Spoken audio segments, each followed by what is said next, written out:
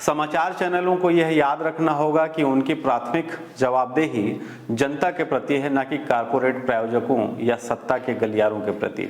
जब तक वे इस गठजोड़ को तोड़कर अपने वित्तीय स्वतंत्रता और संपादकीय अखंडता को बहाल नहीं करते, तब तक भारतीय लोकतंत्र का चौथा स्तंभ कमजोर ही बना रहेगा। ये लोकतंत्र के लिए सबसे ज्यादा खतरनाक साबित हो रहा है। तो वो दिन भी दूर नहीं जब ये चैनल पर यह भी दिखाएंगे कि नेता और मंत्री कहां और कैसे हग रहे हैं। जब कोई न्यूज चैनल बड़े कारपोरेट घरानों से भारी भरकम स्पॉन्सरशिप लेता है तो उसकी निष्पक्षता पर पहला और सबसे गहरा वार होता है। नमस्कार, मैं हूं मनीष। पूरे देश भर की मेन स्ट्रीम मीडिया को लेकर पहले ही लोगों में गुस्सा भरा पड़ा है। गोदी मीडिया के नाम से लोग आज भी तमाम न्यूज चैनलों का बहिष्कार करते हैं। अक्सर बड़ी बड़ी घटनाओं पर न्यूज कवर करने पहुंचे पत्रकारों को जनता के द्वारा खदेड़ने की घटनाएं सोशल मीडिया पर अक्सर देखने को मिल जाती हैं।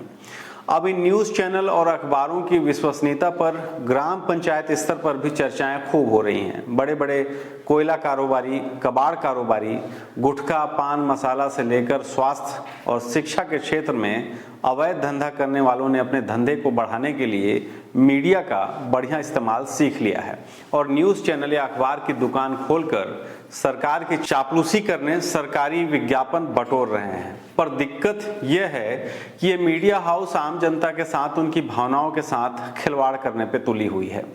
आम जनता के सवाल, उनकी समस्याओं पर बात न करते हुए सरकार के गलत कामों को अच्छा बताने का जो चलन शुरू हुआ है वो बहुत ही शर्मनाक है। आम जनता को खुलेआम मूर्ख बनाने का यह धंधा फिलहाल छत्तीसगढ़ में बदनामशुदा मालिक मेडिकल कॉलेज रिश्वतखोरी कांड का जिसके साथ कनेक्शन है, उनकी एक दुकान है विस्तार न्यूज, और सरिया का धंधा करने वाले IBC 24 नाम के चैनल बढ़िया से कर रहे हैं।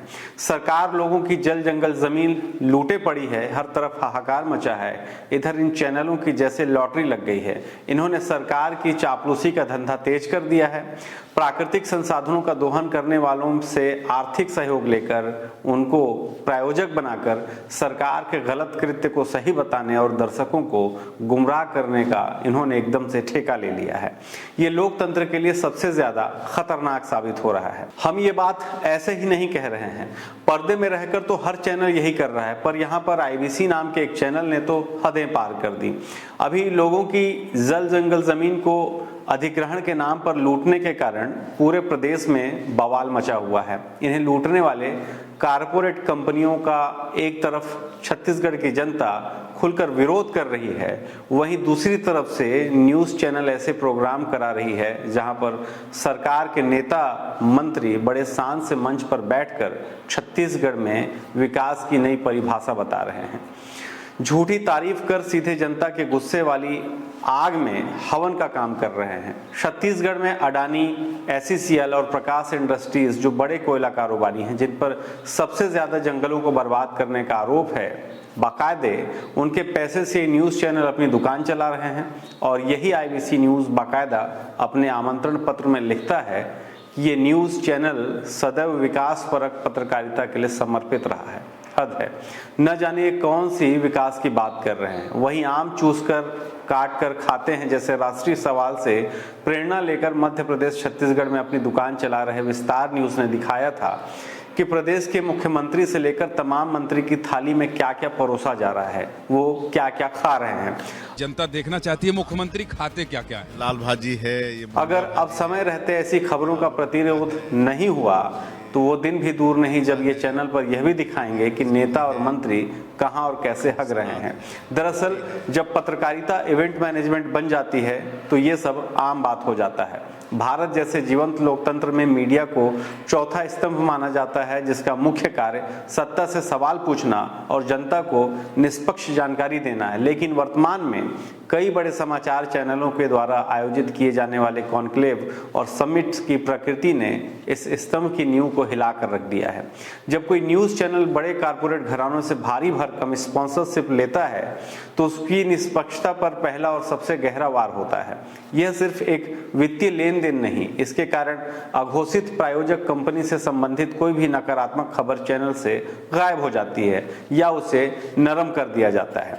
इस तरह चैनल अपने दर्शकों के प्रति नहीं बल्कि अपने प्रायोजक के अवैध धंधों के प्रति जवाबदेह हो जाता है, फिर आप लाखों पेड़ काटो, पहाड़ खोदो, सब विकास कार्य दिखने लगता है। ऐसे चैनल उन मुद्दों को प्राथमिकता देता है जो कारपोरेट जगत के लिए महत्वपूर्ण है, जबकि आम जनता से जुड़े गंभीर मुद्दे, पर्यावरण या उपभोक्ता अधिकार गर्त में धकेल दिए जाते हैं।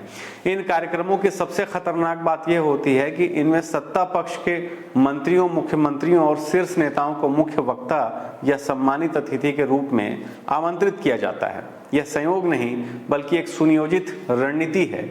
यह सत्ताधारी दल को एक अत्यधिक सुरक्षित और नियंत्रित मंच प्रदान करता है, जहां उन्हें बिना किसी कठोर असहज सवाल का सामना किए अपनी उपलब्धियां जो गिनाने का मौका मिल जाता है। हाल ही में सूरजपुर में हुए एक कार्यक्रम की तस्वीर को देखिए। इसमें प्रदेश के उप मुख्यमंत्री शिरकत किए हैं। ये वो उप मुख्यमंत्री हैं जिनसे अंबिकापुर में पत्रकारों ने बिना प्रायोजित तरीके से कोयला खदान वाले मामले में ग्रामीणों के समस्या को लेकर सवाल किया था और पूछ लिया था, तो नेताजी बिल्कुल से असहज हो गए और सवाल कुछ था, जवाब कुछ और दिए और चले गए। पर ऐसे ही सवाल इन चैनलों के कॉन्क्लेव में होता तो ये नेता मंत्री भी अपनी जिम्मेदारी से नहीं भाग पाते। पर सब कुछ प्रायोजित हो तो एक अलग सा कॉन्फिडेंस इन लोगों में ही दिखता ही है।